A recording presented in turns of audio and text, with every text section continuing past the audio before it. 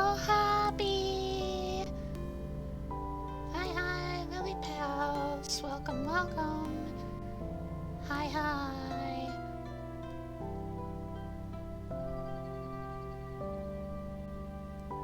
Hello, Dextra. Hello. Honestly, I'm not all that high energy right now. I've been sleeping all day, and so like all my stream promo stuff came super late, much later than I prefer, and so um so like the decision to do SCPs this stream, it was quite last minute. I was mainly torn between doing like either Moonrise or SLRPG. I was more leaning into reading something, but I didn't know if I wanted it to be Moonrise just yet. We're not halfway through the month yet. There's still a hefty amount of pride. Oh well. As far as I'm concerned, in my little froggy heart, like pride is 24/7. Hello, Stellar. Hello, wifey. I'll get the froggy real quick. Hello, Jay. My precious boyf. I will fetch the froggies. I'm just gonna carry it over right now. I have it open, I'm ready to go. I'm not really in a hurry for anything, it's just I don't feel like committing.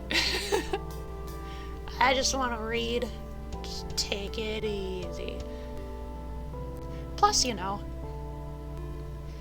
cool to find the Foundation taking pride as well. Okay. Froggies.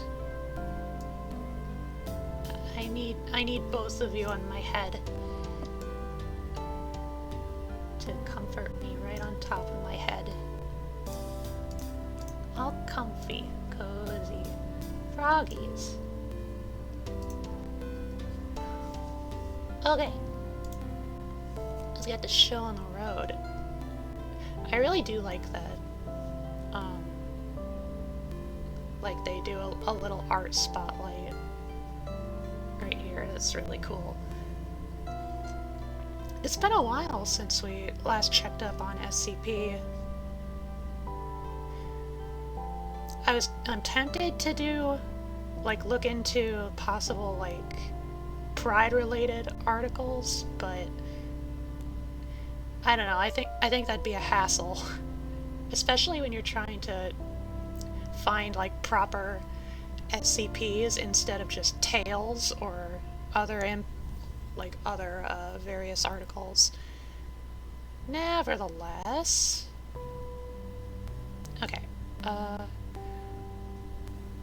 so we're gonna do what we usually do and just go random.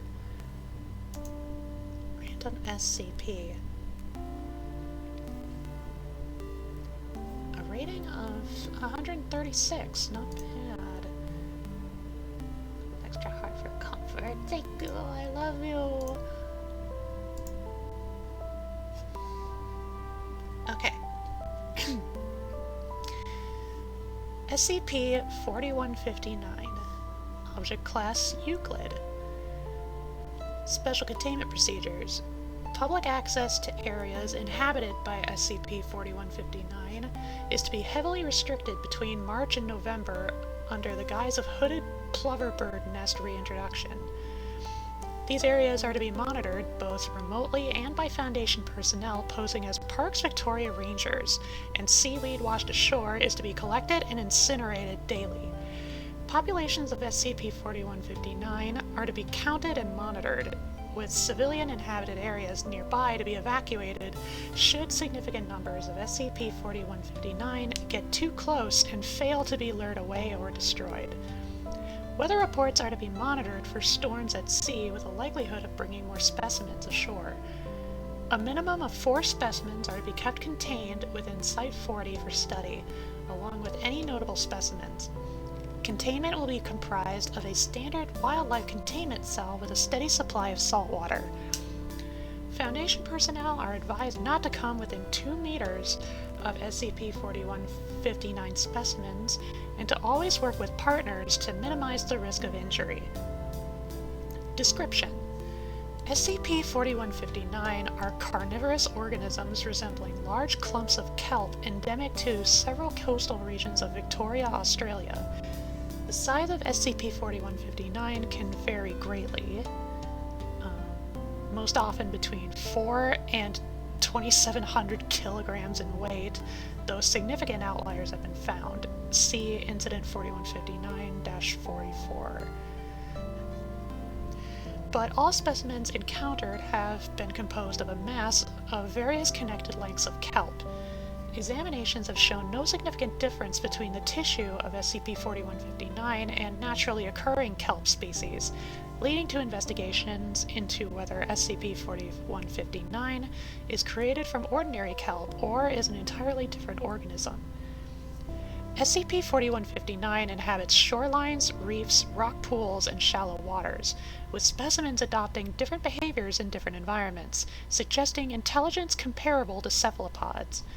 This behavior includes, but is not limited to, lying in wait as an ambush predator among sand and mundane seaweed, active predation of slower-moving prey such as sea turtles, seals, and sleeping animals, see Addendum SCP-4159-B, the use of tools such as stones, nets, and corpses, typically in a luring fashion, see the same addendum, bioluminescent hypnosis reminiscent of the hunting behavior of many species of cuttlefish, and structuring itself into limbs to grapple prey items. Observation has shown that while SCP-4159 is slow-moving, they are able to move silently and have proven to be exceptionally strong, with smaller specimens capable of subduing adult humans. Upon obtaining a prey item, SCP-4159 typically suffocates or drowns it before moving to a secluded, damp location to digest it. It accomplishes this by what is thought to be a form of phagocytosis, enveloping the prey item in itself and slowly absorbing it over a period of hours, though larger individuals are able to digest nutrition faster by virtue of having more surface area with which to apply to the task. The peak season for SCP-4159 is between late March and mid-October, though this may vary based on the climate, with colder and stormier weather bringing specimens from deeper water, suggesting they may be dislodged from their warm water habitat by storms in a manner similar to non-anomalous kelp or even jellyfish.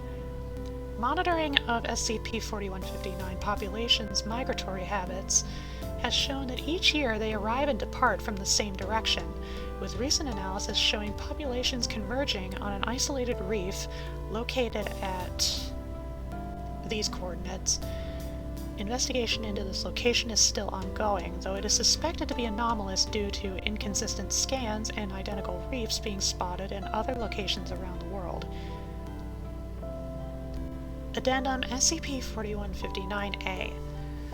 On March 19, 2017, civilians reported the disappearance of their child, Nicholas MacArthur, who was last seen riding his bicycle in the town of Kilcunda, Victoria.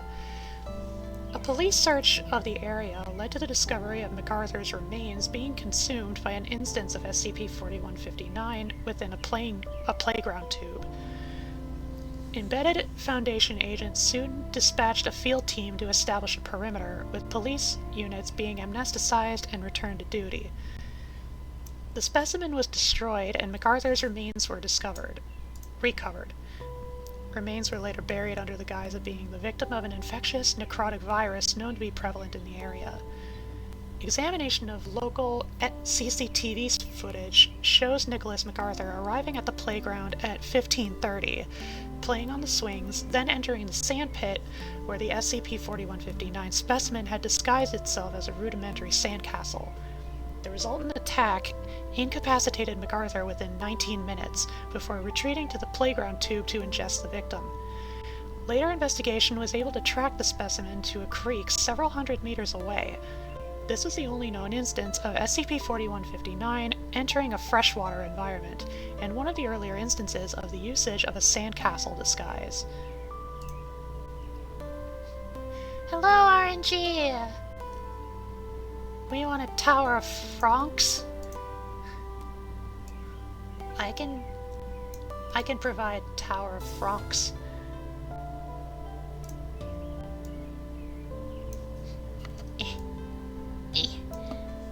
There.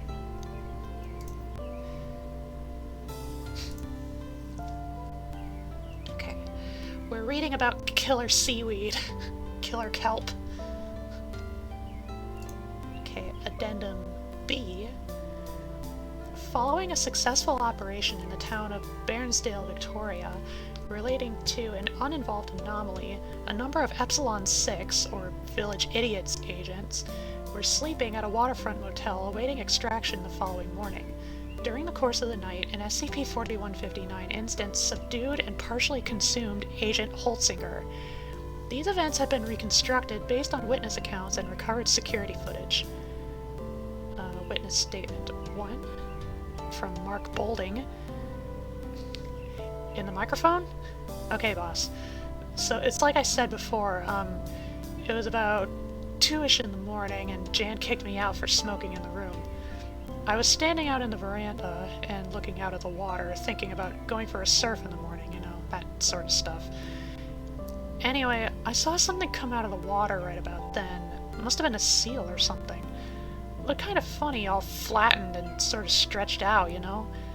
Probably sick. That happens all the time with that expletive desalination plant they built, you know?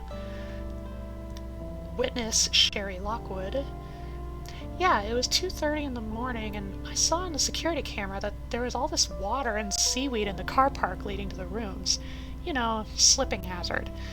Last thing I need is for my boss to see me let an OH and S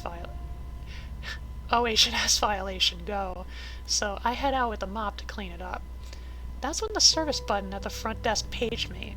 I'd pretty much finished anyway. It was pretty much just in the gardens by that point, so I went and handled the customer. Recovered CCTV footage. Timestamp 2:39, July 12, 2018. Visual log. Footage shows a static view of the footpath and room doors along it. All doors are closed and no light shines through any windows. At 2:40, SCP-4159 instance enters frame from the west. Specimen is noted to be covered in leaves and detritus, and estimated to weigh between 25 and 30 kilograms. Upon reaching the closest door to the camera, that housing Agent Holtzinger, the specimen proceeds to flatten itself to the ground and enter the room under the door. 4:30. Agent Holtzinger exits the room and is seen to be in a slumped backward posture and moving with a stiff, shambling motion. Upon moving closer to the camera, the SCP-4159 specimen can be seen tightly clinging to Agent Holtzinger's lower back and neck. 4:33. Agent Holtzinger and the SCP-4159 instance leave frame. Foundation Incident Report, Form 34B. Name of Agent Irwin Wood. At approximately 4:40, I was awoken by odd sounds outside the window of my room. Upon investigation, I could see a person leaning on a tree in the courtyard by the public toilet block. I was unable to see the person in any detail from my room, so I dressed and went outside to investigate. Upon arriving at the courtyard, the person had moved toward the tree line near the toilet block. They were moving strangely, as though they were being shaken by someone from behind. I approached and shone my torch on the person and identified them as Agent Holtzinger. She was not breathing and had strings of kelp tangled in her pajamas and hair. Upon closer inspection, I saw that a mass of anomalous kelp had been attached to the back of Agent Holtzinger and was shaking them. I proceeded to call for support from the rest of the task force and proceeded to aid in the containment of Agent Holtzinger. Following this incident, an investigation into the population of SCP-4159 was launched. The results of this investigation showed a population explosion of SCP-4159 in the area, with the cause of this event suspected to have been a king tide several weeks before. Agent Holtzinger's remains were seen to have sustained multiple fractures to the mandible, left ulna, and left radius, along with the partial digestion of the epidermis, fatty tissue, muscle, and bone of the back portion of the torso, neck, and scalp. Cause of death has been ruled as suffocation. Agent Holtzinger's remains were disposed of as per standard procedure, and a call of SCP-4159 was initiated. Incident 4159-44. On October 27, 2018, Foundation agent Isaac Plum disappeared while investigating reports of SCP-4159 near the town of Aspen Valley Blank Island, to the northwest of the Kent Islands. Agent Plum's last report indicated his intention to investigate the town from a distance before taking further action. Following his disappearance, a task force composed of 4 agents, Commander Grace Guillaume, Corporal Brendan Ostrati, Corporal Daryl Brayshaw, and Private Margaret Hicks, was sent to Site 40 to investigate. Upon arriving at Blank Island, Commander Guillaume reported that the dock and marina was deserted, before proceeding towards Aspen Valley on foot. Upon confirming a visual of the town, Commander Guillaume reported multiple SCP-4159 instances in the town, primarily located on top of and around buildings and trees. The task force was instructed to proceed into the town to locate Agent Plum and determine the extent of the infestation. Closer examination showed that the cited SCP-4159 instances were in fact a single enormous specimen estimated by Commander Guillaume to weigh several tons, with tendrils extending into all the buildings in the town via windows, doors, and chimneys. All members of the task force but Commander Guillaume were lost in action, and Commander Guillaume was found when the expeditionary vessel washed ashore blank kilometers from Site 40. And here in this picture, if you look closely, you can see an instance engaging in angling behavior. It's this big long kelp. An interview with Dr. Hochter. Interviewed is Commander Guillaume, Green Leader of Task Force 4, with previous experience in working with SCP-4159. Forward. Following the events of Incident 4159-44, Commander Guillaume submitted an after-action report and was placed on administrative leave while an effort was made to verify her claims. At this time, her report remains unverified, and Commander Guillaume was interviewed once more to determine the report's veracity. Hello again, Commander Guillaume. Please sit down. Commander Guillaume sits and looks at Dr. Hochter. Dr. Hochter, expectantly, appearing restless. So this means you sent someone to look at Blank Island, right? You saw it? You saw what it does? Why we need to wipe them out? The reconnaissance team didn't see anything suggesting anything other than a severe SCP-4159 incursion, though not without abnormalities. We have asked you here to restate your report in your own words, and to help us clarify the events surrounding Blank Island. When you're ready, Grace. Commander Guillaume is noted to look irritated and anxious. Sir. Yes, sir. We landed on the island at 0700 and found the marina and the docks empty. We weren't expecting that 4159 incursions are slow. They pick off 1 or 2 people at a time, never groups. How could they? They're slow. After some discussion, the team and I discussed our plan and considered the possibility of something else operating in the area. Something else? Despite reports of SCP-4159 operating in the area. Wouldn't be the first time. Remember what happened with the blank disappearance? Noted. Please proceed, Commander Guillaume. Well, we headed into town down the road from the docks, and that's when we saw the 4159s all over the town. Only they looked off somehow, like they were asleep or sick or something. Either way, they were really big, about as big as any of us had seen before, mounted up on all the roofs and power lines, hanging down into windows and chimneys. And that is when you decided to split in pairs? That's right. At this point, I didn't realize it was different to normal specimens we dealt with before.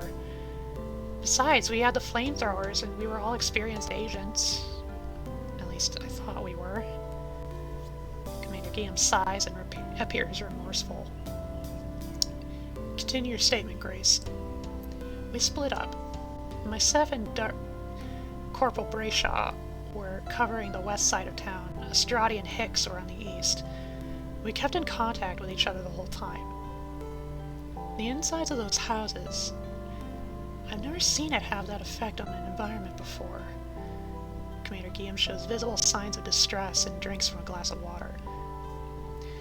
It had turned the inside of the houses into a sort of nest. Rotting plants and fishing nets and furniture piled together with these tendrils coming from the specimen leading into the nests through the windows and fireplace. Just as Brayshaw and I went to investigate, Hicks called on the radio saying that she could see a long mass of kelp leading from the specimen to the water, and that all instances of 4159 were joined together. That's about when we realized it was one massive specimen, not lots of smaller ones. I ordered her and Estradi to come back to our location, and Brayshaw,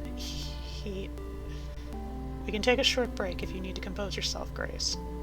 Commander Guillaume takes a deep breath and shakes her head. I'm good. I'm okay. He found the family that used to live there. Their beds were in the middle of the nest in the living room. They were all webbed to their beds with bits of 4159. It was growing into their faces, like it burrowed through the sinuses and just grew all the way inside. They had big masses of those gas bladder-looking objects bursting out of their skin, all over their bodies. Most of them were small, like grapes, but others were like tennis balls. When I shone my torch on them, I could see 4159 embryos inside, like eggs. Then Brayshaw saw it too, and he just lost it. Lost it? He shoved me aside and blasted the nest with his flamethrower inside the building. When he did, the specimen defended itself. Tendrils as thick as trees burst in from the window and grabbed him. Would have grabbed me too if I didn't scoot back onto the street on my ass like an idiot. You didn't attempt to aid Corporal Brayshaw? It, expletive, crushed him like a bug. I saw him crumple down to half his size and fountain blood out of his mouth. It was all I could do to get out and try to get to Hicks and Estradi. Commander Guillaume pauses and composes herself. They were in the middle of the street, shouting to me and Brayshaw. The whole thing was flailing all over the place, even knocked down one of the houses as it pulled most of its mass into the street and started hauling itself toward us from the direction of the docks.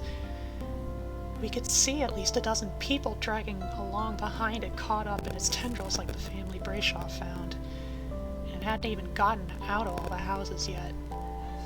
Commander Guillaume pauses and stares at the wall for 18 seconds. Dr. Hochter touches Commander Guillaume's arm. What happened next, Grace? After you regrouped with the rest of the team? We ran. Estradi saw the town's abattoir at the end of the street, and since it was a bluestone building, we figured it would be strong enough to keep the specimen out. As we were entering the front door, Corporal Estradi, he walked under a tree and some tendrils descended and grabbed him, yanked him into the air. He called out to us, but I had to make a call. It was too much of a risk to go back, so we left him and entered the abattoir. Commander Guillaume places her head in her hands and breathes heavily for several minutes. Commander, we have all had to make hard decisions here. It's part of the job, though I understand that doesn't make things any easier. Take some deep breaths and try to finish. Okay. Commander Guillaume nods and clears her throat. When we enter the building, we moved deeper inside as quickly as we could to set up a defensive perimeter on the kill floor. Hicks joked that it seemed appropriate, but when we got in there, we saw that the back of the building had been knocked down by the specimen. It was slumped on the wall of the building and over the alleyway. There was a small whale there, in the same condition as the people in the first building, laying against a propane tank. The specimen shuddered and started to squeeze into the breach, so I ordered Hicks to fire on the propane tank with me. Under most circumstances, I would call that reckless, Commander. You're absolutely sure it was necessary? We were trapped in there. What choice did we have? Besides, it worked. The tank went up, knocked us both on our asses, but the thing was right on top of the explosion and got blown to bits. We managed to get to our feet despite our injuries, and helped each other out into the street. What was left of the specimen was retreating towards the woods, and we followed at a distance to return to the boat. By the time we made it, we couldn't make visual contact with the specimen. After treating our injuries as best we could, I took the first shift piloting the boat back towards the site. And Private Hicks? What happened to her? I was sleeping while it was her turn driving. The propeller jammed and she said to rest while she checked it out, since my wounds were fairly severe compared to hers. I'm not sure what happened, but I heard her gasp. When I managed to get outside, I saw her jump into the water. Commander Guillaume takes a deep breath. I think she was hypnotized. There were lights in the water when she jumped, much brighter than any bioluminescence I've seen on a 4159 I've seen before. And they followed me the whole time until I got close to shore, and then I washed up, and the team found me. Dr. Ogder stands up. Thank you, Grace. For the time being, Doctor, I can't stay here. I need to go to an inland site. Every time I look at the water, I see those glowing lights. For a second, I could swear that Hicks smiled at me as she jumped into the water. I'm afraid that if I keep seeing those lights, I'll walk into the sea with that same smile. Noted, Commander. We'll see what we can do. Note: I'd like for the families of Corporal Brendan Estradi, Corporal Daryl Brayshaw, and Private Margaret Hicks to receive the standard monetary payout and deepest condolences on behalf of the Foundation. Furthermore, Commander Guillaume is to be administered Class B amnestics as per her request, and transferred to Site Blank.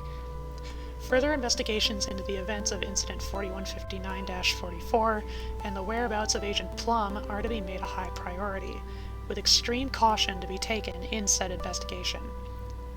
Dr. D. Hochter, Site 40 Director.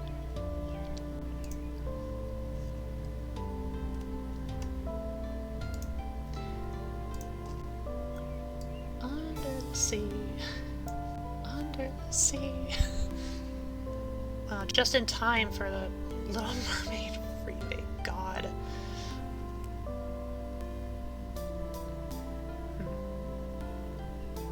Fascinating.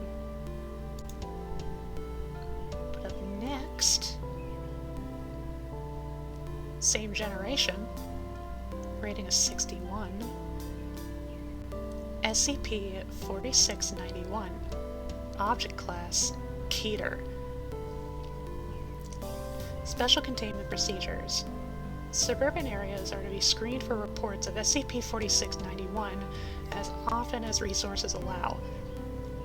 All information related to a confirmed SCP-4691 event should be suppressed via proportionate amnestic administration. Grade 3 ballistics will be utilized against ongoing instances of SCP-4691. Update. Use of ballistics must now be approved by a Level 2 researcher or higher. See Proposal 4691-1. Description. SCP-4691 is a rare phenomenon that has only been observed to manifest in locations that meet 3 criteria. 1. The location is within a suburban setting. 2. All entrances, doors, windows, etc. to the location are closed or blocked. And 3.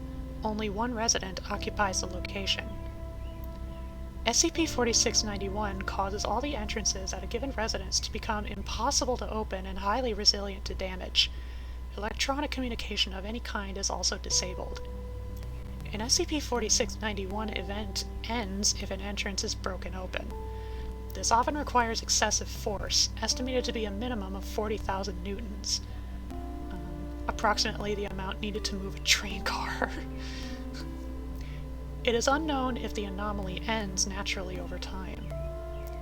In all known instances, the resident attracts the attention of citizens on the outside. This leads to the alerting of authorities, who often manage to breach the premises in less than 24 hours. 8% of these cases describe hearing the voice of an unidentified individual, crossed out, though evidence of this has not been found. This leaves the possibility that numerous instances have yet to be discovered, though it is unlikely, crossed out, though it is unlikely that they would continue for an extended period without being discovered. Document 4691-1. The following is a written account from a victim of SCP-4691. As of October 1st, 2019, this instance of SCP-4691 is the longest known case. Evening of September 12th, 2019. It's rotten luck that I haven't gotten this program working in 3 days. I might have to rewrite the entire thing, because if this holds me up any longer, I'm not getting paid. But hey, this is what I get for not learning enough about enumerators. Someone on Stack Overflow would know.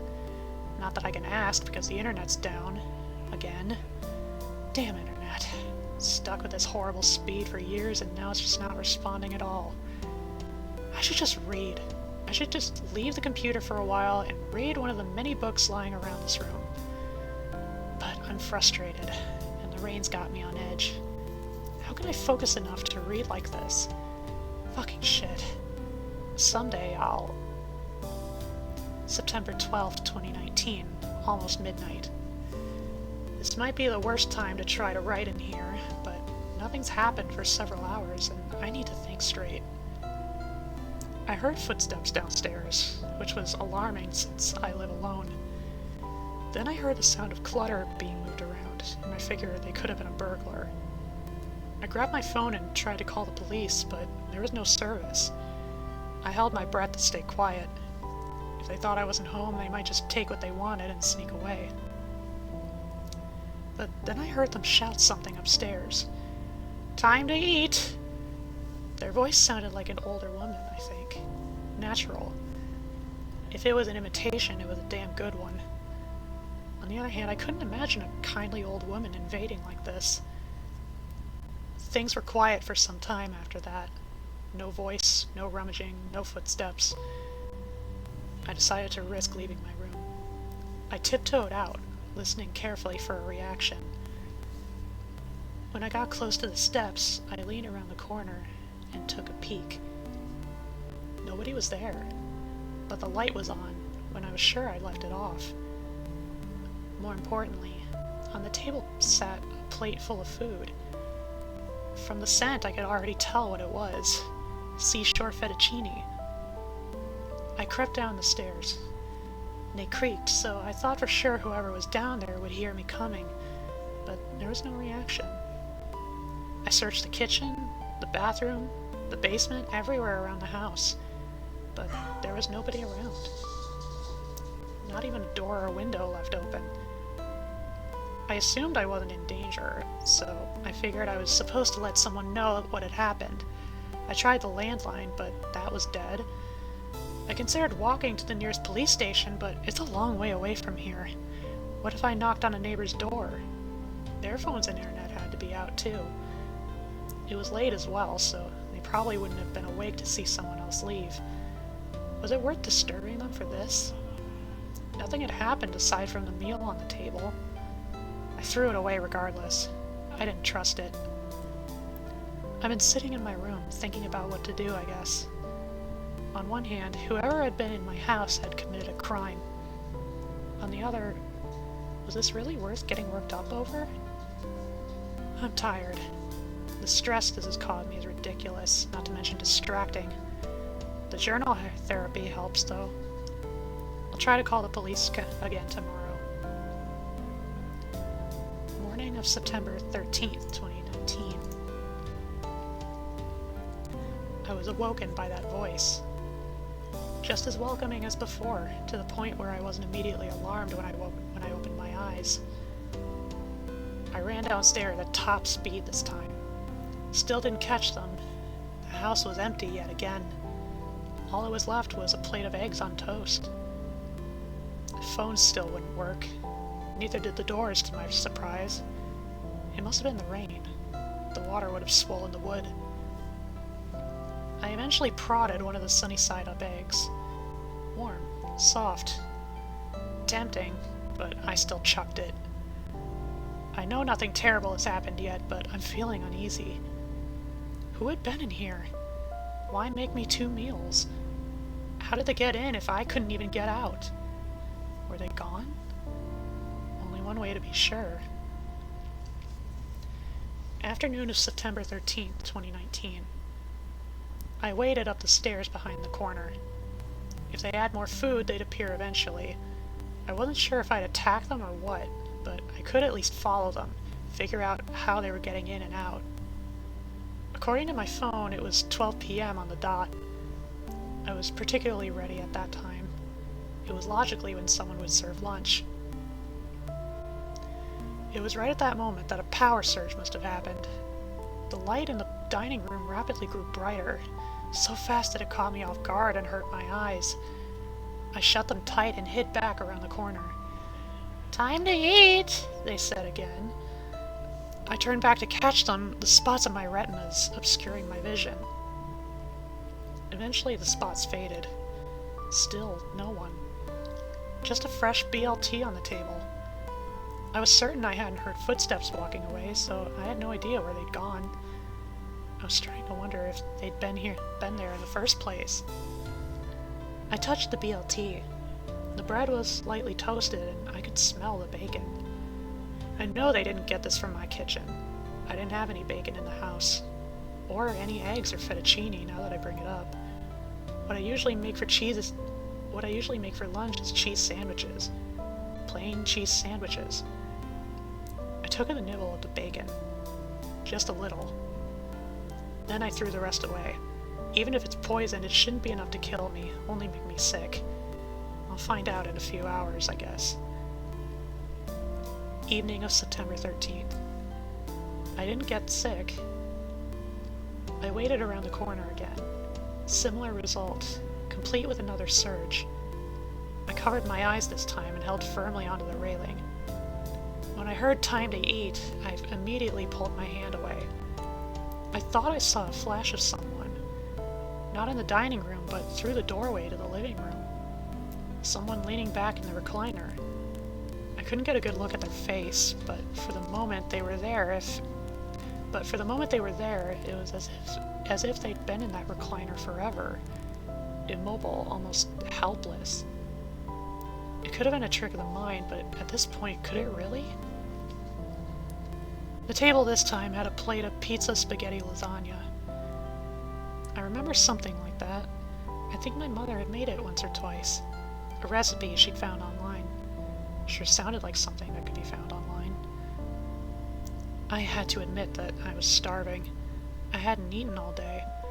Usually I'd get some kind of takeout or delivery, but the connection was still dead and the doors were still stuck.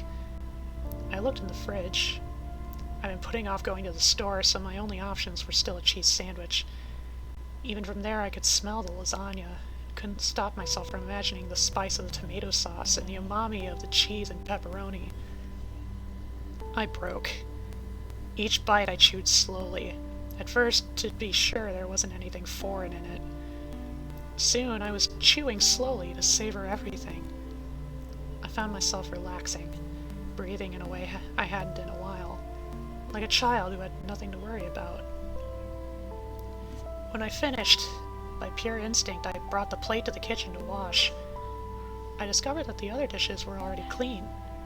I'd thrown away the food, sure, but I hadn't cared enough to scrub them at the time. As such, I left the plate and my hand in the sink, curious to see what would happen. It was as I was going upstairs, I realized I'd missed the deadline for my gig. Guess I'm not getting paid. Oh well. It's not like I could have uploaded it to the cloud anyway. Nothing I could do.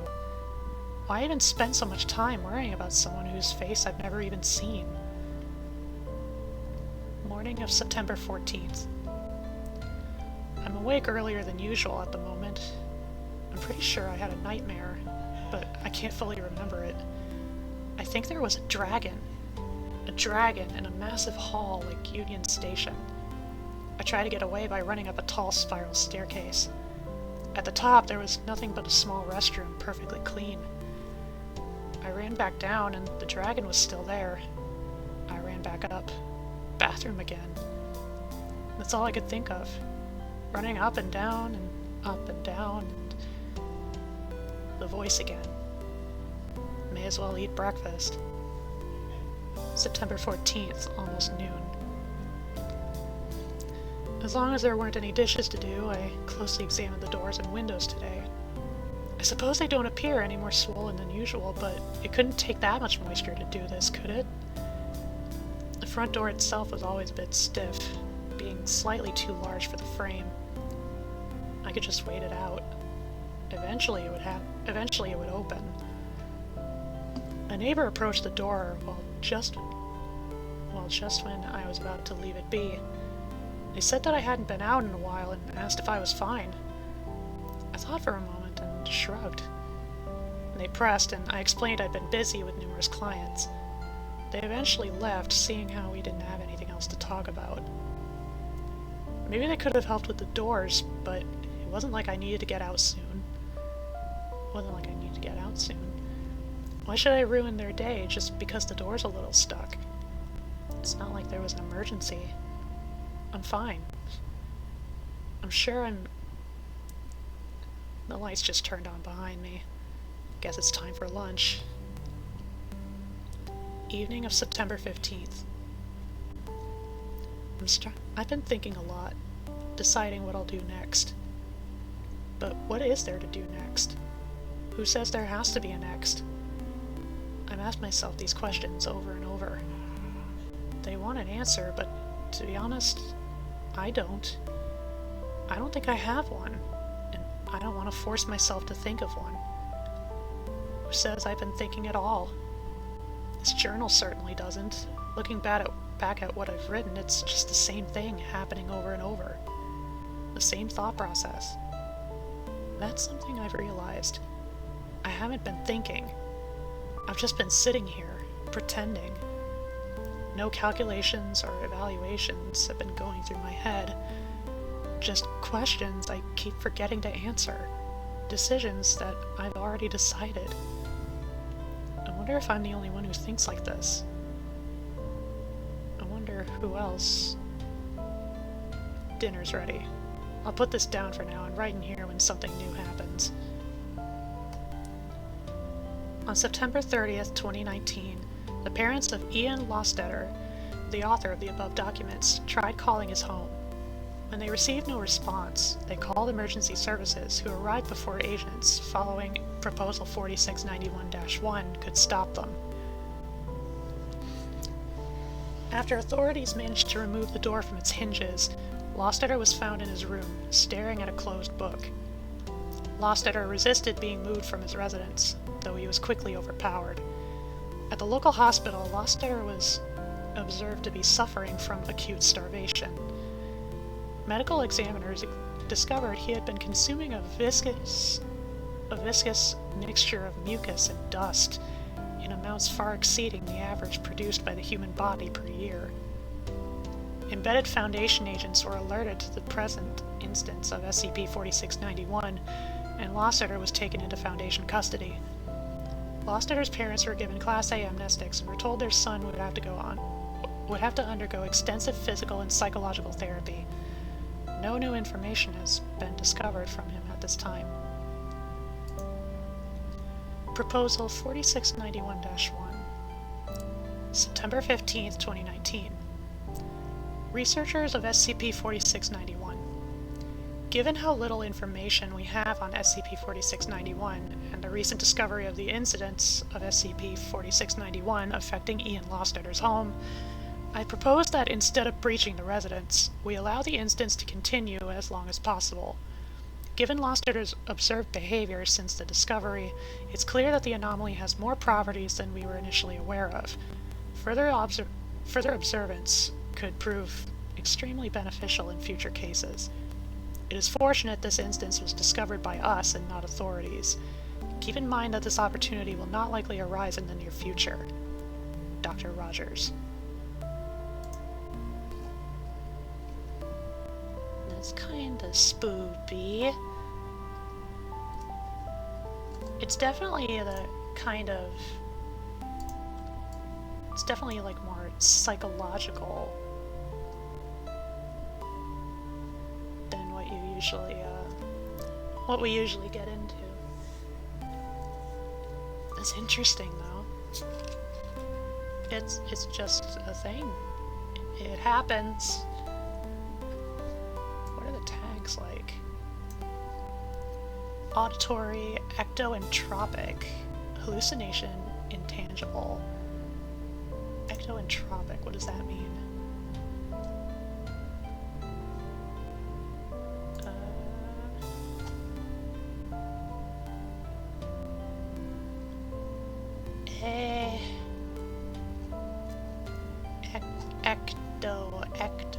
Okay.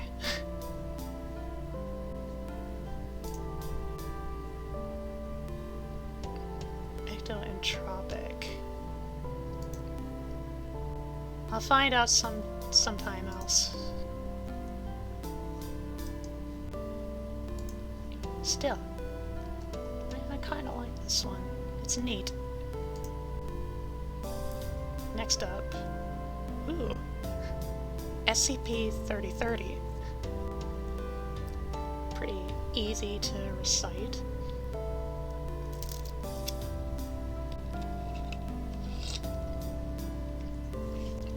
Tonight I just have a sparkling frost, orange mango, sparkling water. Rating of 168, not bad. SCP-3030. Object Class, pending O5 review. Special Containment Procedures. In the interest of maintaining the highest levels of security relating to SCP-3030, access to information pertaining to SCP-3030 is to be restricted to Site-56 personnel and those with Level 4 or higher security clearance. All Level 3 3030 or lower staff are to be administered a Class B amnestic and have replacement memories implanted before any transfer off-site. Any breach of information regarding SCP-3030 is to be immediately reported to both Site Director Davids and the O5 Council. All testing involving SCP-3030 is to be approved by Site Director Davids and 3 members of the O5 Council. As such, no input is to be provided to SCP-3030-1 terminals without proper approval. Any unauthorized personnel discovered on site are to be detained for interrogation and amnesticized before release. To facilitate the effective containment of SCP-3030, all unaffected facilities within Site-56 have been upgraded and retrofitted to house a small military complement, MTF-50, called the Honor Students, and double the security detail stationed before Incident 3030 Alpha. Surviving staff previously stationed at Site-56 are allowed to remain on site for research purposes, but are to be provided a full amnestic treatment if transferred.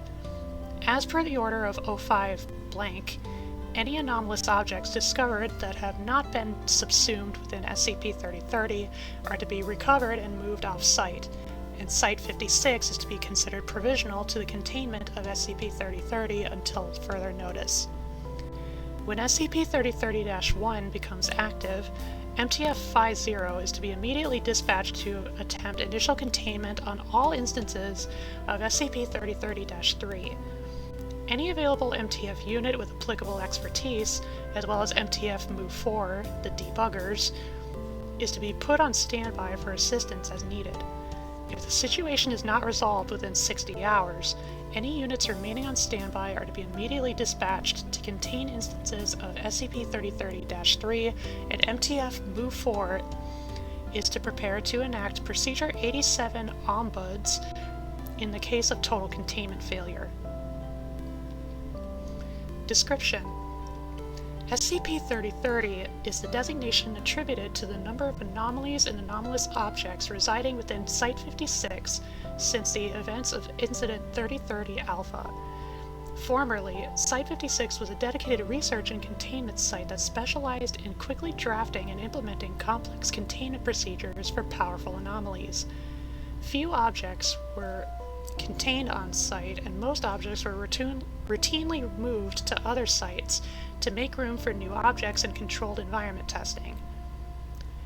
SCP-3030-1 is an anomalous supercomputer currently located within SCP-3030-2-C. In addition to its electronic components, SCP-3030-1 contains 100 blank Foundation researchers, which have been integrated into the system through poorly understood means. Investigation into the well-being of these researchers is ongoing. It is unlikely that they will be recoverable outside of SCP-3030-1's terms. SCP-3030-1 is the main source of anomalous activity within Site-56 and is currently physically inaccessible due to several complex spatial anomalies that it maintains through unknown means.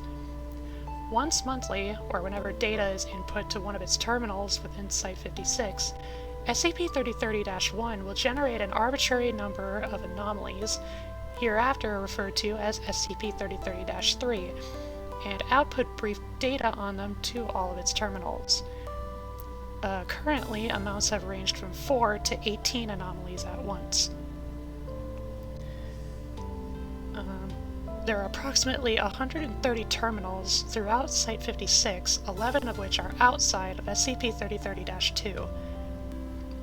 Within 3 hours, real versions of all described instances of SCP-3030-3 will appear within SCP-3030-2, and SCP-3030-1's terminals will begin a 3-day countdown. SCP-3030-2 is a designation for 5 of Site-56's 7 sectors, referred to as SCP-3030-2-A through E. During Incident 3030 Alpha, these sectors were requisitioned by SCP-3030-1 for, apparently, the purposes of securing enough space to apply its tests to any who are on site. The affected facilities exhibit reality-altering effects as well as major spatial anomalies. These effects extend as far as affected facilities appearing to contain extensive outdoor and indoor environments not previously existing within Site-56. All instances of SCP-3030-3 will not be able to leave or be removed from SCP-3030-2 until 3030-1's timer has expired. When SCP-3030-1 is inactive, these facilities will revert to a neutral state similar to their state before Incident 3030 Alpha. SCP-3030-3 is the designation for all anomalies produced by SCP-3030. These anomalies have a range of properties, a sample of which can be seen in the incident logs below, and the full list of which can be requested from Site Director Davids. There appears to be no specific limit to what type of anomaly an instance of SCP-3030-3 can be. more complex or powerful anomalies do seem to take some level of strain on SCP-3030-1, reducing the overall number of anomalies it can produce at once. Once contained to a degree of satisfaction determined by SCP-3030-1, instances of SCP-3030-3 will disappear through unknown means, and SCP-3030-1 terminals will indicate that it has been contained. Once all anomalies are contained, SCP-3030-1 will enter an inactive state and its countdown will be cancelled. When SCP-3030-1's timer reaches 0, all uncontained instances of SCP-3030-3 within SCP-3030-2 will be transported instantaneously to Site-56's Central Plaza. At this point, instances of SCP-3030-3 are no different than if they were a real anomaly, other than that they will disappear when contained to SCP-3030-1's expectations. In the case of 3030-3 instances that are highly dangerous Keter-class anomalies, containment before the expiration of SCP-3030-1's timer is to be established at all costs. Incident 3030-Alpha. SCP-3030 was created during unapproved cross-testing and research into two previously unrelated objects. The first object, now classified as SCP-3030-1, was a non-anomalous supercomputer designed for taking and processing data on anomalies to assist in producing viable containment strategies. The second object, hereafter referred to as SCP-3030-Gamma, was a safe-class anomaly brought to the site for a short period to test and confirm properties, as similar facilities for safe-class objects were over capacity. SCP-3030-Gamma was initially thought to simply be a standard classroom-style blackboard that had automatically produced fractal tessellation patterns when written upon. Upon further testing, it was found that SCP-3030-Gamma could reproduce these patterns with any material applied to it to a nanomolecular accuracy. At the suggestion of a junior researcher working on both projects, a number of designs were fractally tessellating circuits, or 4 fractally tessellating circuits, were drafted and produced using SCP-3030-Gamma. These circuits, when integrated into SCP-3030-1, caused the device to exhibit minimum levels of sentience. It then output a plan to incorporate living humans into its system. A senior researcher volunteered to undergo the procedure first. This involved inserting a number of leads into the subject's spinal column, then incising the data expunged. From this point, the subject effectively became part of SCP-3030-1's systems, with a part of their own personality incorporated into its routines. Within 5 hours, all other researchers working on SCP-3030-1 had been incorporated into its systems. It had been suggested that SCP-3030-1 may have undocumented mind-affecting properties that contributed to this situation. The next events are not quite understood at this time. The sector of Site-56, where these objects were being developed and researched, underwent a total lockdown at 3 p.m., and by 6 p.m., 5 out of Site-56's 7 sectors began to undergo anomalous effects, and over 75% of site research staff were incorporated into SCP-3030-1's systems.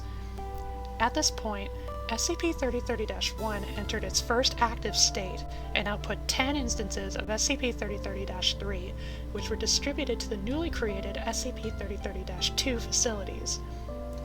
General confusion around the situation resulted in a delay before the dispatch of MTF Psi-7 and MTF Move-4 to attempt to contain SCP-3030. Their efforts, though productive, were not quick enough to contain all anomalies before SCP-3030-1's timer reached 0. At this time, a state of emergency was declared, and Mobile Task Force Epsilon-11, Nine-Tailed Fox, was dispatched to contain the situation as soon as possible. After 7 hours, all instances of SCP-3030-3 were contained, and the current procedures were put into place.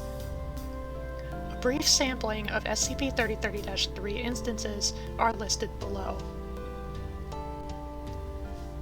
So we have description, additional notes, classification, time elapsed to containment.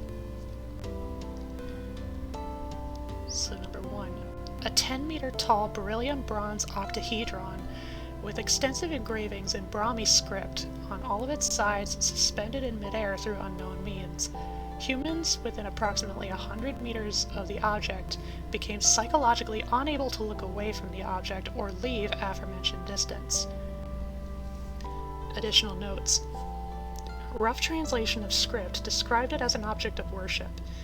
Object contained when a temple built to specifications within the script was built around it. Appeared within a 1 kilometer squared grassy field within SCP-3030-2-A. Terminal data described the object as a translation test. It has a Euclid classification, and it took 30 hours and 7 minutes to be contained. 2. 17 human children of varying estimated ages. 11 subjects were Class V reality benders. The other 6 were normal human children. The 11 were unable to perceive other humans above a certain age, as their abilities automatically triggered upon any person over the age of 17, removing them from existence. The interior of SCP-3030-2-D was converted to that of a large school building during this test. Subjects contained using 2 Scranton reality anchors each. After initial containment, subjects would not disperse until the 6 normal children were detained within standard humanoid containment cells, described as a capture and differentiation test. Euclid, and took 86 hours and 54 minutes to contain. 3. Data deleted. An extreme memetic and informational hazard. Further information deleted either by SCP-3030-1 or containment team to fulfill containment requirements. An inoculation against Stage 5, death and conversion, was provided by SCP-3030-1, which worked outside of SCP-3030-2-C, but description warned that it would not work after SCP-3030-1's timer reached 0. Test described by SCP-3030-1 as Info Hazard Soup for the Soul. It was Keter class and took 71 hours and 32 minutes to contain. Let's see, that's 4. The interior of SCP-3030-2-E appeared as a replica of blank Italy, including its population of blank 1,000 people. A major performance of SCP-701 is planned and estimated to have almost 1,000 in attendance on opening night. Described as a prevention and suppression test. Entire theater troupe amnesticized as part of containment. It is unknown what would have happened had this test not been completed before the end of SCP-3030-1's timer. It was Euclid class and took 55 hours and 19 minutes to contain. 5. Extensive documentation on 10 hypothetical uncontained Keter class anomalies, none of which actually appeared within SCP-3030-2. Terminals requested a written answer. These were the only instances of SCP-3030-3 for December 2016. SCP-3030-1 took text descriptions of containment procedures for the described objects. Terminal instructions heavily implied that any failed instances by the 3-day mark would be subject to a practical exam. It was Keter class and took 68 hours and 3 minutes to contain. Number 6. 400 Automias Sibiricus, which exhibited cognitohazardous effects. Any persons viewing them would immediately become convinced that they were a tree for up to 45 minutes after initial exposure. The interior of SCP-3030-2-C appeared as a 4-kilometer square forest for the duration of this test. A set of drones had to be designed to catch the objects before they could all be contained, as other methods proved ineffective. It was classed as Euclid and took 112 hours and 12 minutes to contain.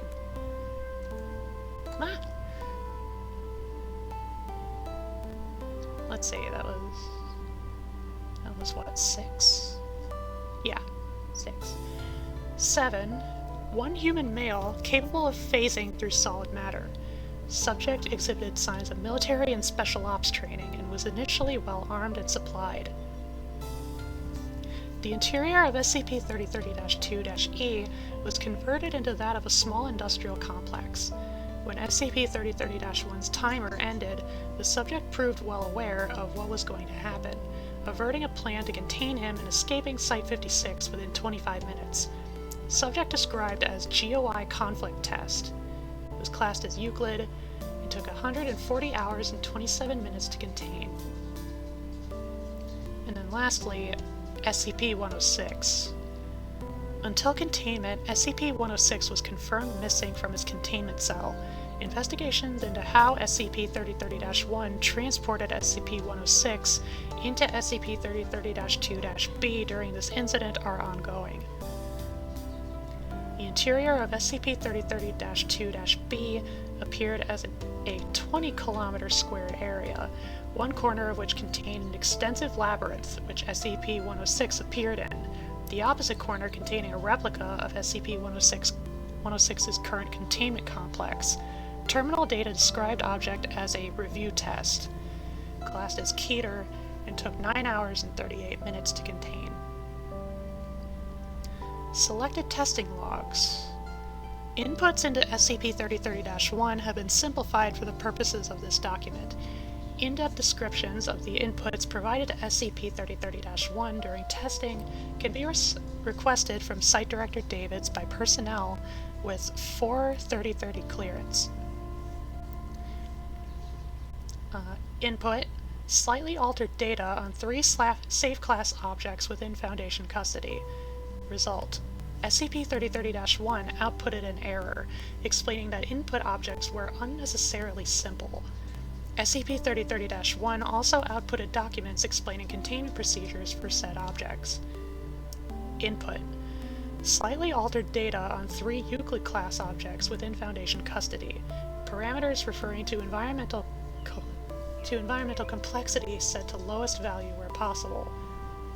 Result: SCP-3030-3 instances successfully produced within SCP-3030-2-A through C.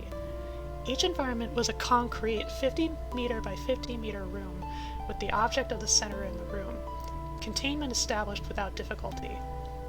Input: parameters describing SCP-058 within a 16-kilometer square forest. For this test, parameters were set to prevent the object from reappearing outside of SCP-3030-2 after the duration of SCP-3030-1's timer.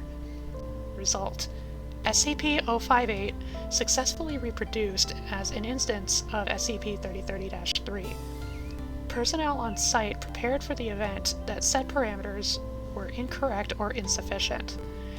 At the duration of its timer, the SCP-3030-3 instance did not reappear outside of SCP-3030-2.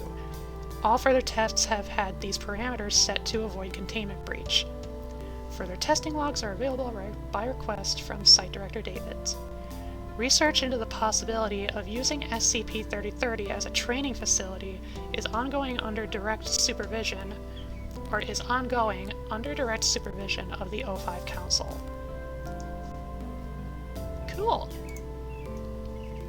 That would be helpful. That would be helpful to pretty much anyone working for the Foundation. Whether it was, like, good-natured or not is irrelevant, but that's just SCP.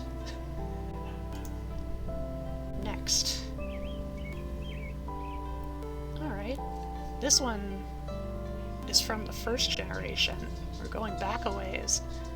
With a rating of 133. That's it? Okay. SCP-880. Object Class Euclid. Special Containment Procedures. A perimeter has been established 5 kilometers from the edge of SCP-880, and non-authorized personnel entering this area are to be detained, questioned, and issued Class A amnestics. Several observation outposts have been constructed in the surrounding area to provide overwatch and to alert perimeter patrols should civilians be approaching. Due to the domiciled nature of the effect surrounding SCP-880, the airspace within an 8-kilometer radius has been declared unsafe for flying, with corresponding cover plan blank blank. Description: SCP-880 is a town established in Quebec, Canada. Various signs and documents found within SCP-880 list the town's name as blank blank, founded in 18 blank. Retrieved pieces of redacted and redacted within SCP-880 support 19 blank as the date which it was abandoned. A census, document 880-18, found within the City Hall lists the population as blank. SCP-880 has an observed effect extending to blank kilometers, covering redacted. All roads and entrances into SCP-880 have been removed or altered so that they join with existing roadway outside of SCP-880. SCP-880 exhibits several abnormal characteristics, most notably what appears to be a nearly constant blizzard, breaking for an average of 1 to 2 hours daily. Due to the similarity of this phenomena to the abilities possessed by SCP-2082, investigation into a potential connection between the two objects is ongoing. Analysis of this event has determined SCP-880 experiences no snowfall, and intense winds have produced various squalls which cause the illusion of a blizzard. Despite the potential of snowdrifts within SCP-880, no level of snow deeper than 16 centimeters has been found within SCP-880 or in the surrounding area. Anything entering SCP-880 during a storm or within when a storm begins has so far proven to be irrevocably lost, despite extensive search and rescue efforts. GPS location fails shortly after a storm begins, transmission and rescue lines are cut, and radio communication becomes impossible due to overwhelming interference. Current tallies set the number of personnel lost to SCP-880 at 32. Despite lack of occupation, SCP-880's structures have not shown any sign of decay in the years which they have been monitored by the Foundation. Items discovered within SCP-880 occasionally have large temperature variances compared to their surroundings. Similarly, they show no evidence of colonization by microorganisms. Fireplaces will have glowing charcoal remains present within them, and food left in the open will not rot. This effect appears only limited to SCP-880, and after removal, objects are subject to being damaged and to experiencing decay. Addendum 880-1. On the date, it's either November 9th or September 11th, 19 blank, the second team, see file C-E8802, to attempt exploration of SCP-880 was lost when an unexpected storm began surrounding SCP-880. Although recovery failed, a line being used to track the team had been sliced on the edge of the storm, and analysis of the frayed ends showed evidence of glass shavings within the wire. Addendum 880-2. Since initial recovery by the Foundation, the census of SCP-880 has increased by 32. Ooh. This one was pretty simple. SCP-2082, which one is that? Oh. An extinct, like, frozen body of a baby woolly mammoth.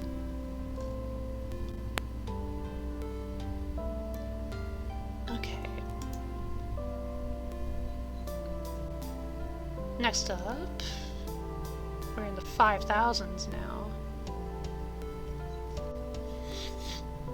Rating of 31. I'm not sure how recent this generation was. Whoa!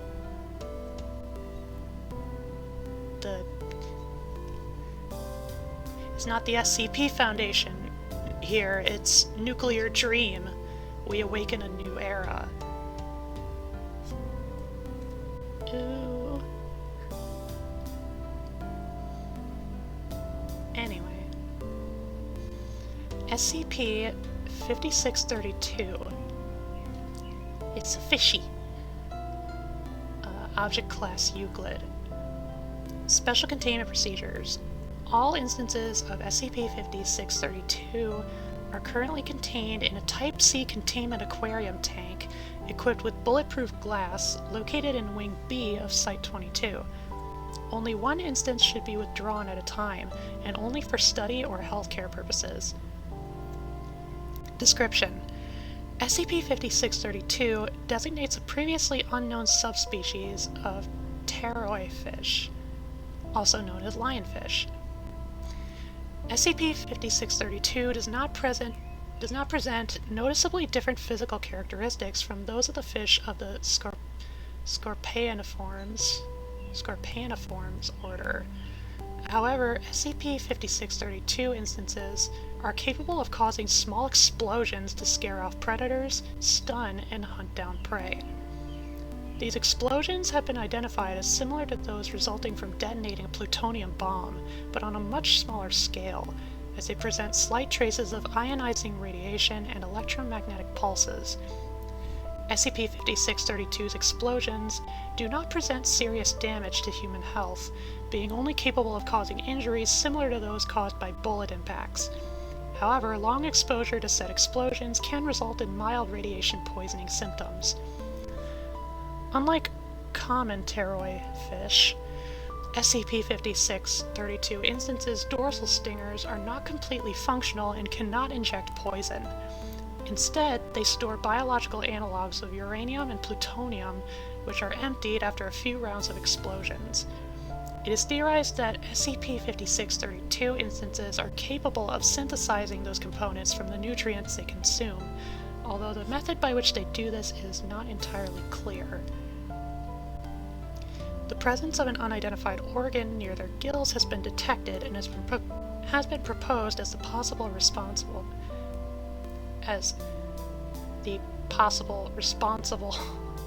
for this process.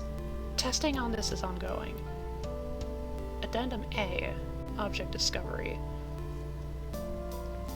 SCP-5632 was initially discovered on November 12, 2010, during the sinking of commercial cargo later identified as the property of GOI-115, or Radiosol, near Isla de Sacrificios, Veracruz, Mexico. The investigations undertaken in the area were not able to elucidate a specific reason for the sinking of the ship, although it was theorized that it could be the product of internal sabotage, non-anomalous failures of the vessel, or data expunged, in which it links to SCP-ES-096. So that's over on the Spanish side of the Foundation. Naval Task Force Delta 8, Hellsinkers, and Mobile Task Force Row 16, King Retrieves, were sent to the area to secure the recovered material and rescue possible survivors, respectively. 23 individuals were found near the cargo, later confirmed to be part of its crew, and upon questioning, all the subjects claimed to have no knowledge of GOI-115 or the contents of the tanks on board, as they were only on a common commercial voyage. Whether the SCP-5632 specimens were illegally entered or the members of the cargo were deliberately not informed of the delivery's contents is still under discussion. Numerous non-anomalous utensils, various documents, and multiple instances of SCP-5632 could also be recovered from the area. Once the cargo was fully inspected, searches were undertaken in the vicinity to capture more specimens of SCP-5632, which at the time were mistaken for non-anomalous lionfish that would be harmful to the environment. SCP-5632's anomalous properties were not to be discovered until shortly after their temporary transfer to Site-22, during which time they began to cause multiple detonations for the purpose of attacking members of both task forces and breaking free from their containers. 7 members from Delta 8 and 12 from Delta 8 and 12 from Row 16 were injured but were able to successfully deliver all the instances to the site. Addendum B, recovered documents. Below are the documents that could be recovered from the sunken cargo. Photography in unknown context.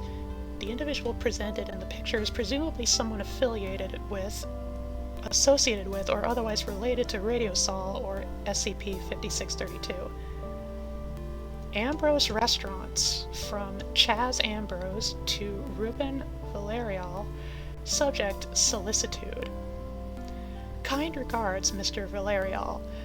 I am the current leader of Ambrose Restaurants, a major restaurant chain operating in Europe, and, well, we were wondering if you could help us.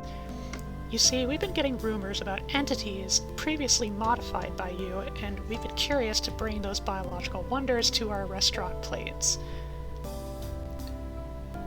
It links to SCP ES-097. As we have lately been related to the sale and consumption of seafood, we wondered if we could ask you to create modified specimens of some species of exotic fish that were related in some way to nuclear energy, but without being harmful to the consumer, of course. If it's a popular plate in the region of Mexico, all the better. Along with this letter, we will send you a blank check so that you can put the amount you want to receive in exchange for your service. We look forward to your response, Mr. Valerial. Ate Chaz Ambrose. From Teresa Barbara to Chaz Ambrose. Subject: little question. Greetings, Mr. Ambrose. I am the current leader of the Radiosol Company, which you contacted not long ago, and I would like to talk with you about the little deal you made with the manager of the bioengineering department. I don't know if you know it, but this such nuclear energy is a very powerful force called Tlanexlitedal.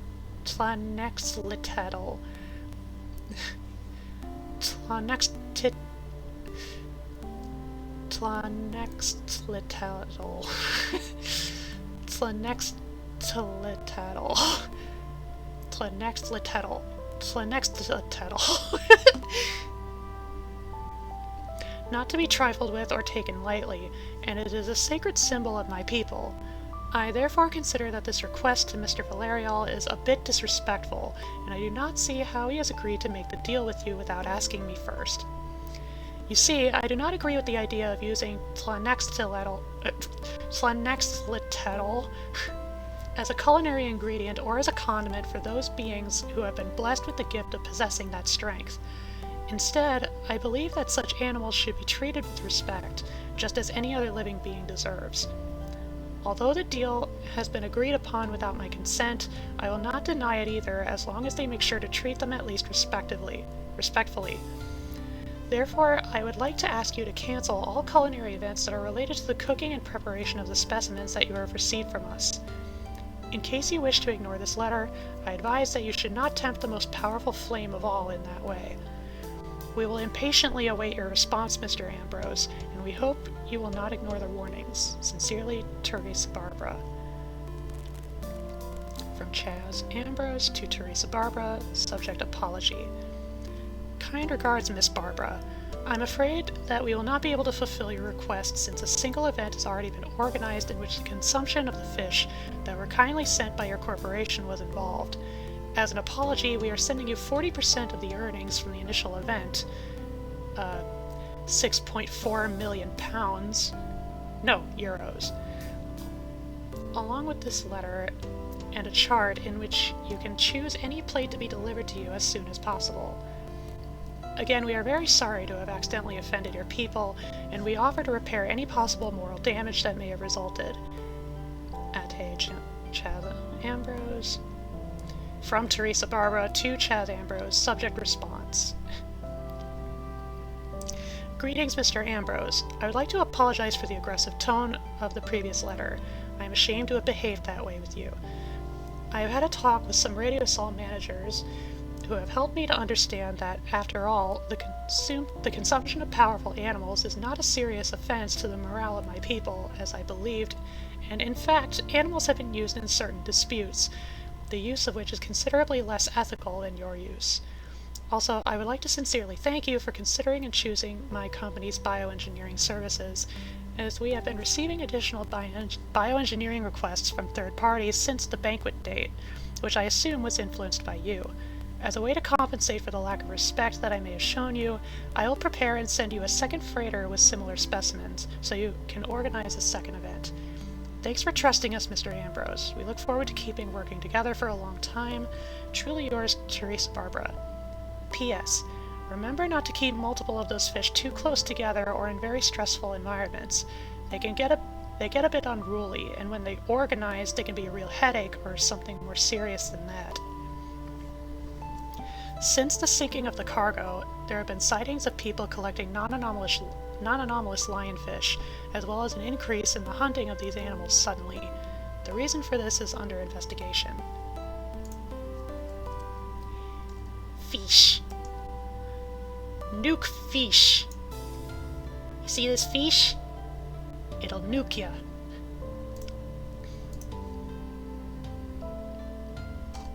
Okay. Here we go. Let's get into random. Ooh, it's a J article.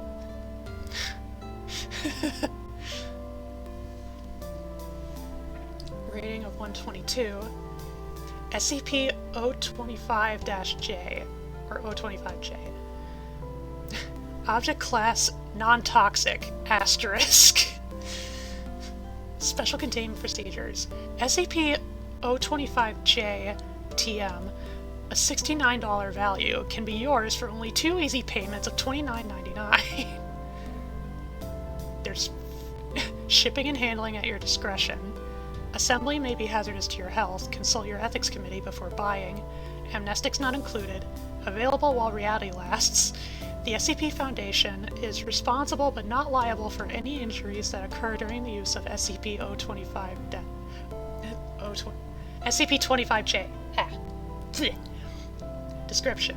Hi there. I'm former site director and current volleyball coach 057.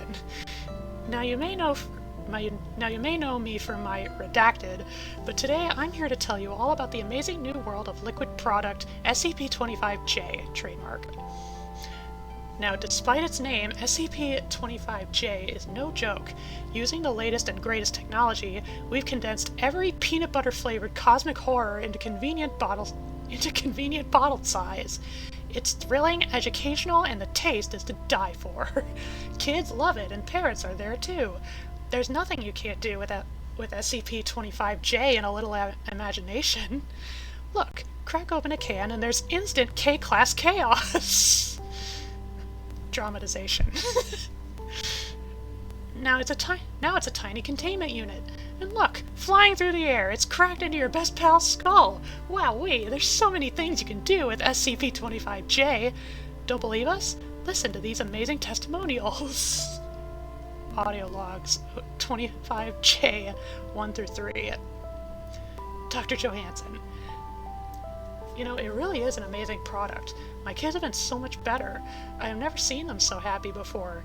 25J really is an amazing product. 25J? I thought this was an advert for Unexpected. God damn.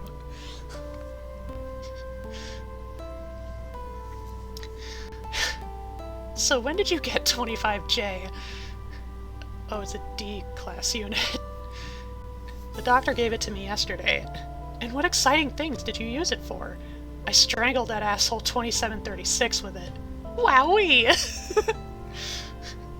So how did it feel to be part of the 25J process? Yeah, I loved it too.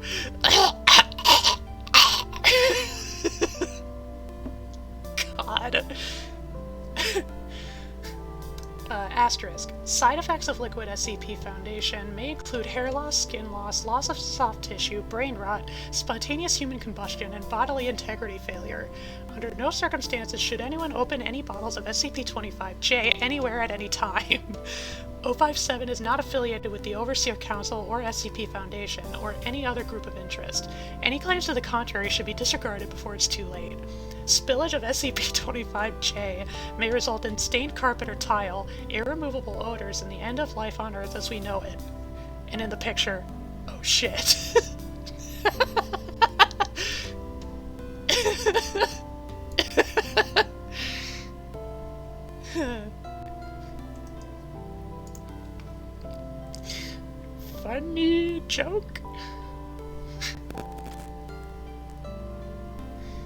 Okay, I think I have it in me for one more. I didn't intend for this to be a terribly long stream.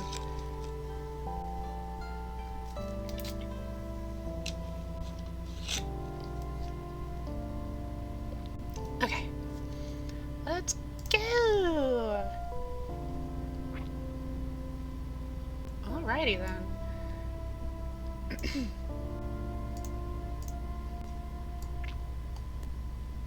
Yeah, we can do this one. Aw, more pride! Yay! SCP-4613, the rating of 149. Not too bad. Oh, it's by Dr. Sumerian. Oh, that's interesting. Dr. Sumerian is a noteworthy figure in the community, as far as I'm aware. It's a shame they won't live, but then again, who does? Images by Gage Skidmore can be found there. Okay. Okay, SCP-4613. Special Containment Procedures. But, wait, what is its classification? Maybe it'll address it. MTF Omega 17, Tears and Rain, are to use social media scraping software to determine the location of SCP-4613 outbreaks. Any social media posts involved in an SCP-4613 event are to be archived and removed immediately. Once an SCP-4613 event is detected, cell phone and internet service to the area experiencing the event is to be suspended. After approximately 4 hours, the suspension may be lifted at the discretion of the SCP-4613 project head. The SCP-4613 project head must approve the entry of any individuals attempting to enter a location undergoing an SCP-4613 event. Under no circumstances are Foundation personnel allowed to directly interact with any SCP-4613 sufferers. Update. Tasks involving SCP-4613 are to be suspended under all circumstances pending an update to these containment procedures. See Incident 4613-65 for more information. Description. SCP-4613 is a shared delusion predicated on the belief that Edward James Olmos, actor and director, hereafter referred to as SCP-4613-1, will imminently arrive at the location occupied by the sufferer. SCP-4613 sufferers are capable of sharing this delusion among others at the same location through the usage of the phrase, "Edward James Olmos is on his way." SCP-4613 lasts for approximately 3 hours, after which the originator of the delusion will convince other affected individuals that the event was a hoax. Secondary sufferers will, if separated from the originator of the effect, lose memory of SCP-4613 after the event ends. SCP-4613 events generally originate from an individual that fulfills certain criteria. This includes knowledge of SCP-4613-1's name, plus familiarity with at least one work SCP-4613-1 directed or appeared in, and the ability to communicate vocally. The SCP-4613 originator will often attempt to inform others of works featuring SCP-4613-1.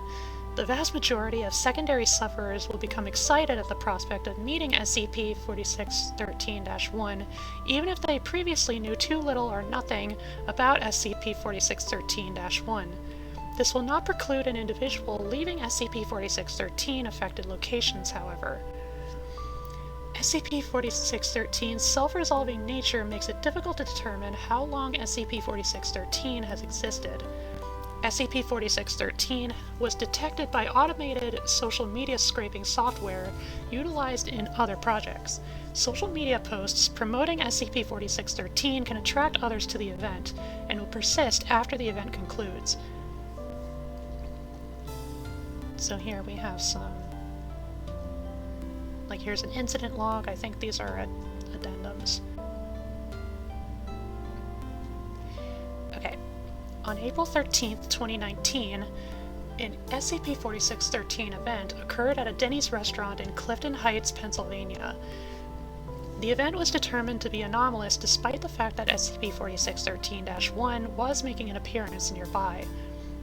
Foundation personnel prevented access to the affected location. The 4613 project head approved a previously planned test during this 4613 event. The test involved Foundation personnel persuading SCP-4613-1 to visit the location suffering from SCP-4613. This attempt was successful, and a Foundation driver transported SCP-4613-1 to the 4613 event. Once SCP-4613-1 was within 11 kilometers of the event, SCP-4613 sufferers behaved in a manner inconsistent with previous incidents. The following log is compiled from video surveillance throughout the location. No audio is available. Incident Log 1350. SCP-4613-1 is 11 kilometers away. Work in the kitchen stops and diners no longer eat. The affected individuals, 14 people between the ages of 17 and 64, begin to seek out and collect any paper that is available. 1403. SCP-4613-1 is 4 kilometers away. Affected individuals craft origami unicorns with the available paper. None of those present had a history of or training in the creation of such works. Once finished, they hold the unicorns and do not move. 1410. SCP-4613-1 arrives at the SCP-4613 affected location. He is allowed entry by Foundation personnel. Everyone present turns to SCP-4613-1, place their unicorn on the nearest available surface, and then immediately expire via spontaneous cranial inversion. 1411. SCP-4613-1 shakes his head, speaks briefly, and leaves. Following this incident, Foundation personnel transported SCP-4613-1 away from the location. Continued surveillance of SCP-4613-1 has revealed no further discussion of the event. Observation of SCP-4613-1 is ongoing. Amnestic treatment is under consideration, but not considered an immediate concern. After reviewing the footage, Foundation lip-reading experts have determined that SCP-4613-1's statement wasn't funny the first time.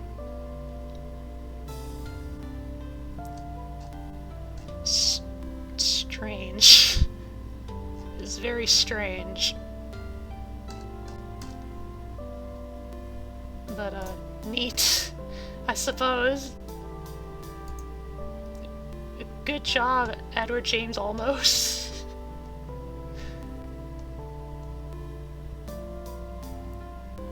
Okay.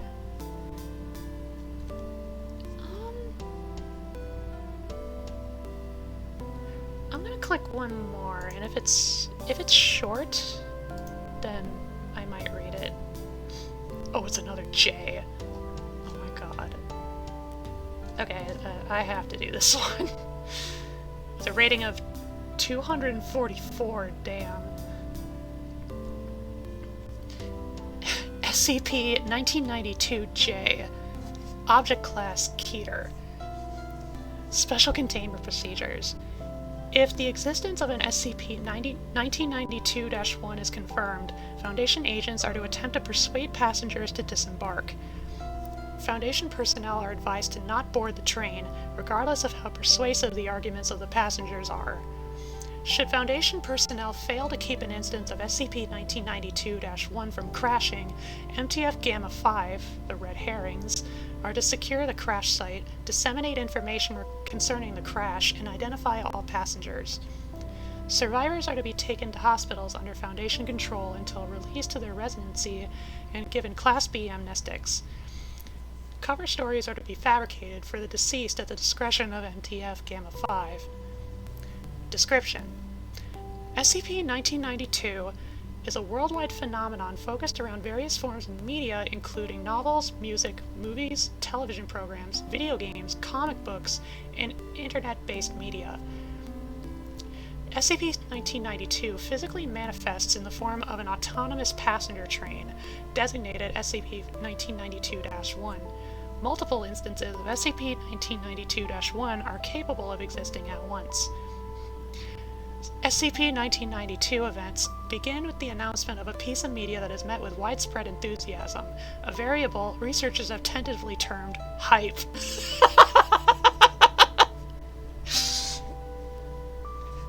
However, an instance of SCP-1992-1 will not manifest for every anticipated piece of media. It is unknown how exactly SCP-1992 selects its sources, though it is hypothesized it selects media that will cause the most damage. It is theorized SCP-1992-1 will only preemptively manifest to represent media that are met with a largely negative reaction upon release. If true, it is unknown whether SCP-1992 is able to predict the quality of upcoming media, or retroactively affects the source media upon manifestation or media release, as the creators of the media are often confused by the negative reception. Upon manifestation, individuals who hold interest in the relevant upcoming media are subject to a minor compulsion to board the train. SCP-1992-1 will appear shortly after departing from the station. As more people board the SCP-1992-1, the range and strength of the compulsion increases. Those aboard SCP-1992-1 are theorized to subsist on hype, rather than typical sustenance of food and water. Upon the media's release, the relevant SCP-1992-1 will manifest somewhere on a trail line in the media's country of origin. The SCP-1992-1 will travel at a velocity dependent on the total number of those who have boarded. It will continue along the rail line until it either arrives at the next station or derails due to excessive velocity. Addendum: notable confirmed manifestations. Media: Star Wars Episode 1 The Phantom Menace. Type: movie. Release year 1999. Major result: major damage upon derailment. Possible retrocausal effect: deteriorating the quality of the original trilogy. Those who survived appear to have been self-amnesticized, claiming the prequel trilogy never occurred.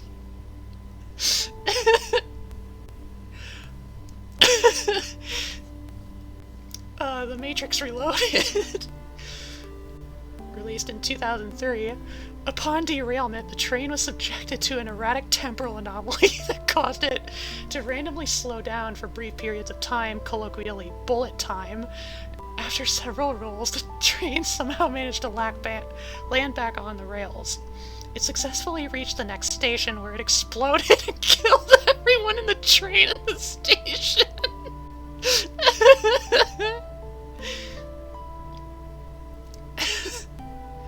Oh no. Sonic the Hedgehog 2006.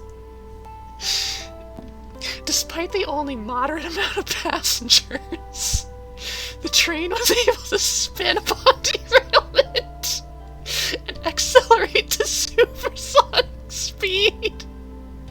Notably, several cars of the train were filled with thousands of insects and several kilograms of fecal matter. No survivors.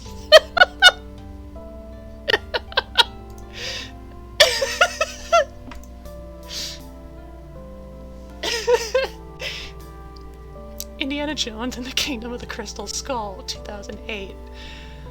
Model of SCP-1992-1 was severely outdated, but appeared to have been recently painted.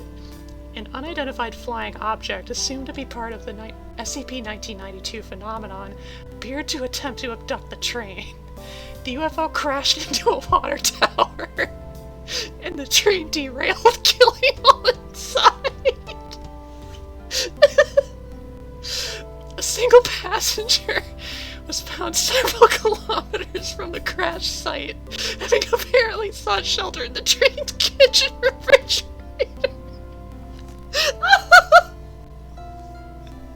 He was also dead.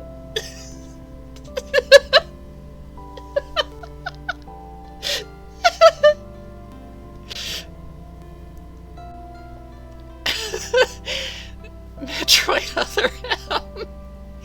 2010.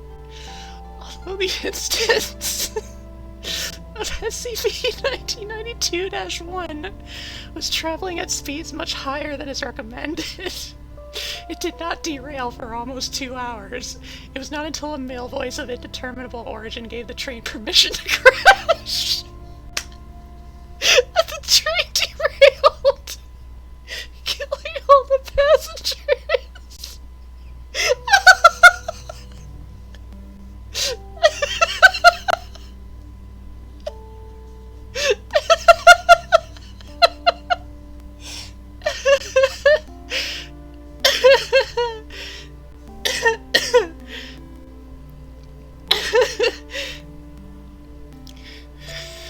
Duke Nukem Forever, 2011.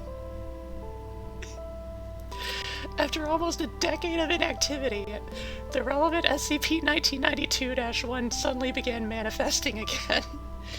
Notably, a large gearbox had been installed on the engine car. Upon release, the train immediately accelerated to full speed. The horn sounded, blaring references to media long since irrelevant. Train crash caused no building damage due to the location of its derailment. 80% passenger mortality rate. Diablo 3, 2012. Unlike other final materializations, the relevant SCP-1992-1 final materialization initiated with it pulling into the redacted train station. Passengers were asked to disembark and wait due to technical difficulties. Reports indicate that the train somehow did not have enough seats for the passengers.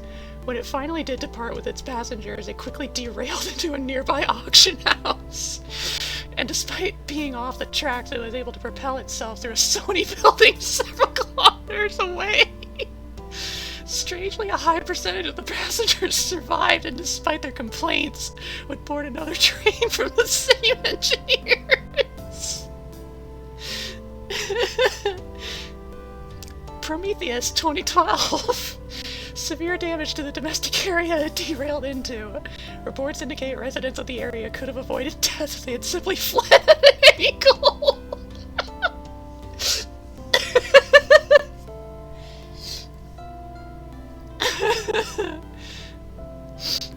And then Half-Life 2 Episode 3, or Half-Life 3.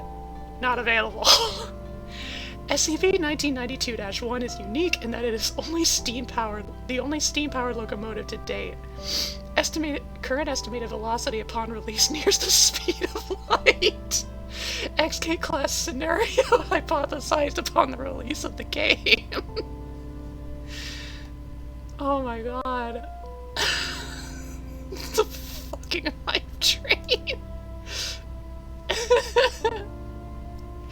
Everybody's supersonic racing. Talk about a bullet train. Thank you for the health trio, Stellar.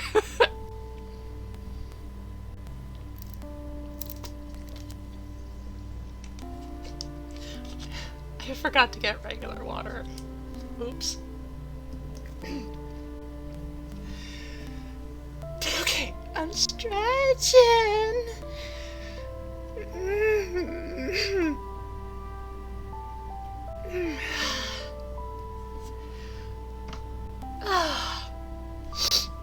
Oh, that was worth it.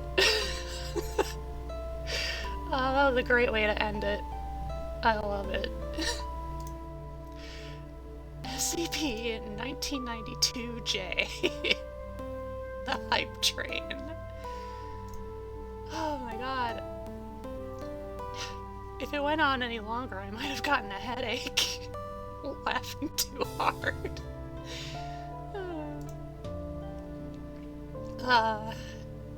That's SCP for tonight, Lily Pals.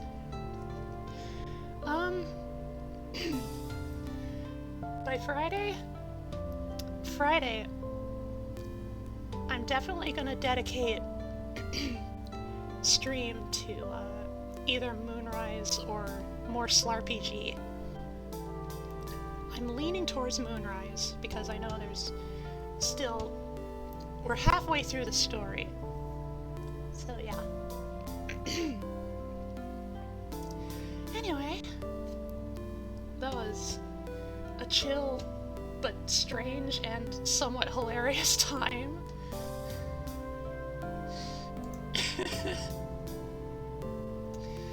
Let's harness our good vibes into the form of a raid, how about? Got raid messages. And thank you all Lily Pals for hanging out, like always. I appreciate y'all so much. So much!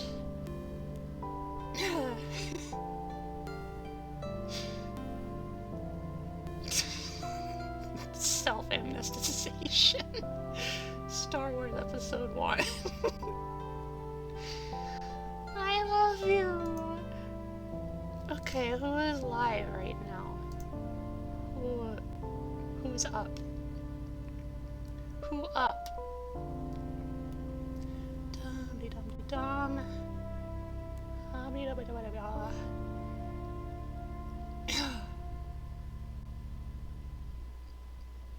Ooh! Ooh! Pocky is on! Let's raid Pocky! Quick! Before we lose the chance! She is streaming Shadows of Doubt, I think. It sounds like a mystery kind of game. Ah, wait, damn it. Oh, we were too late. Shoot. Okay. Someone else then. Whoops. I was so close.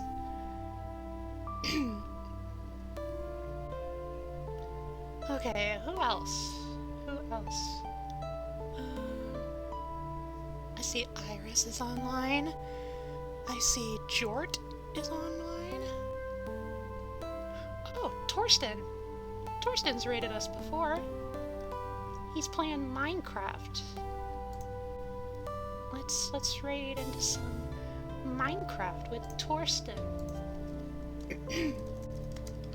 Torsten Erickson.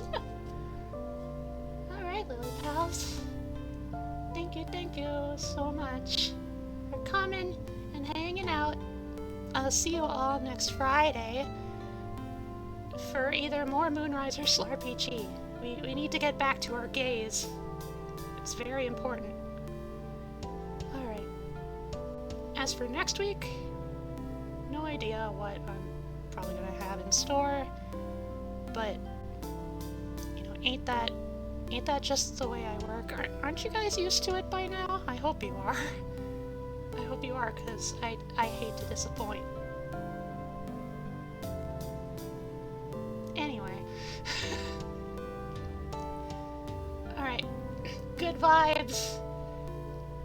Froggy raid to Torsten. I will see you all Friday. My Lily Pals, my loves, my fellow gays. Oh yeah, swimmy!